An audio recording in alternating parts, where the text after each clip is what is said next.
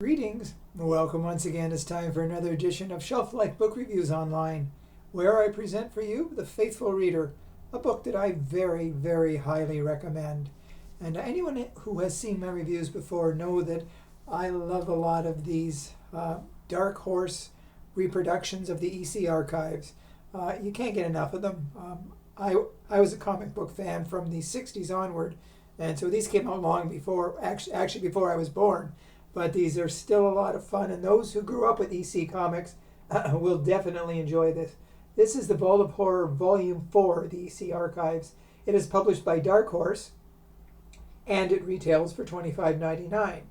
And I will add to, something that I'm going to add in future reviews, is the page count. There are 220 pages in this book. Dark Horse has done an amazing job of reproducing in very colorful clarity. Like the earlier ones, the colors were not this bright, of course, but they've enhanced it, and it really brings it to life in ways you never anticipated. It's almost like the pictures spring out right from the pages. And EC Comics hired some of the best artists in the business, like Joe Orlando, Wally Wood, Jack Davis, Jack Kamen, George Evans, and so many more.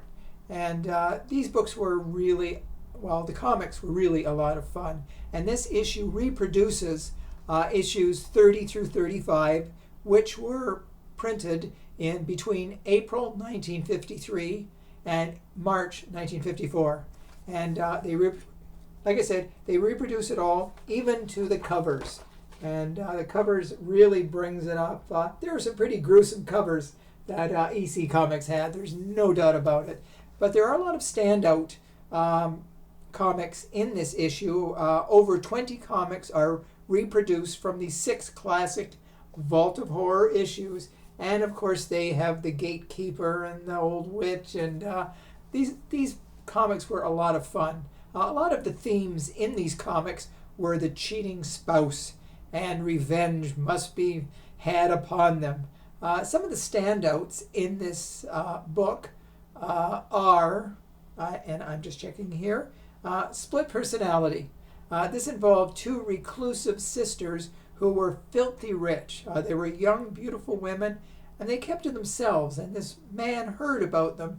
And he didn't have a lot of money, so he thought he was going to find a way to get into their lives somehow. And one day their kitty escaped, and he rescued it, and they were indebted to him. So he came to them at different times, and he tried to say that he was an identical twin as well. And the identical twin went for several months down to Africa, like he was like a doctor or something. Or I forget specifically what he did, but he would leave for 6 months, and then the other one supposedly returned. It was the same man, so but they believed him. They were charmed by him, and he really wanted to bilk them out of all their money. And they started getting suspicious.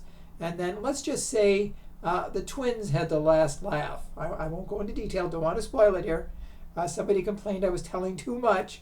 So in my past reviews, not this one. But anyways, there's another interesting book, Let the Punishment Fit the Crime, where young children are carrying a coffin through the neighborhood. And the people watching from the front porch think it's really cute that maybe they're burying their little dog or their little kitty, and they got a coffin built for it. Well, the children were asking about forms of punishment for those who broke the law. And like I said, I'm not going to tell you what happened, but one of the children did break the law. And another interesting book comic is a Christmas one. It's called And All Through the House, where this lady kills her husband on Christmas Eve. And the little girl, she's asleep in the bed. She doesn't know. So the woman hears on the radio that a killer is out there dressed as Santa Claus. He's already killed 4 women. And the lady panics. She wants to board up the house and make sure nothing happens. So when she comes upstairs, the little girl's at the door. She's wakened up. She's opened the door, and there stands Santa Claus? Okay, enough. So, anyways, these, like I said, these books are true classics. Other standouts in it are Whirlpool, Strung Along, While the Cat's Away, A Peach of a Plot, Out of His Head, and Smoke Rings. And that's Rings, W-R-I-N-G-S. So if you love these EC Archive reprints, this is definitely another classic. You must add it to your collection. So if you do purchase it, please let me know if you do agree with my review. And on the back and inside, all the covers are reproduced. So go get it.